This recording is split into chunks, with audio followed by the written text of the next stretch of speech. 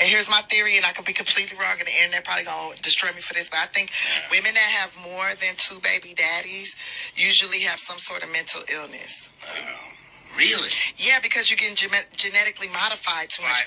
I think, okay, so this is what I know. Every time you get pregnant, right, there's stem cells that come from that baby, and them stem cells end up behind your eyes and your brain and your heart and your lungs and stuff and help your organs heal while the baby taken from you.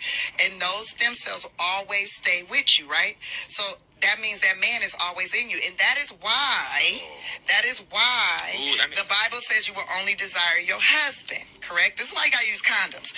Because that baby batter get up inside you. And the uterus is very porous, much like the mouth, right?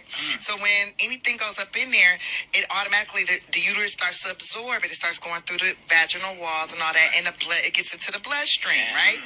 And so, get in there. So it takes like 6 weeks to get a man out of your system if you have unprotected sex, and it's because he's starting to bind to your DNA, right?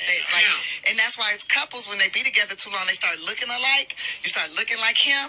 Like, it's not, the guy don't start looking like her. She start looking like him because he is genetically modifying her. And every time you get pregnant by him, you start to get modified, right? So if you get pregnant by multiple peoples, right, that's multiple spirits, multiple thoughts, multiple modifications from a different DNA strand to have mental stress. So, and it's very evident, like what I'm saying is very evident. It makes sense because, like, you got all these dating apps, all these women like free sex, free this, whatever, you know, I'm doing money, I'm living it, I'm exerting my sexuality and all this, and I don't care if I got 5 kids or 5 baby daddies, whatever.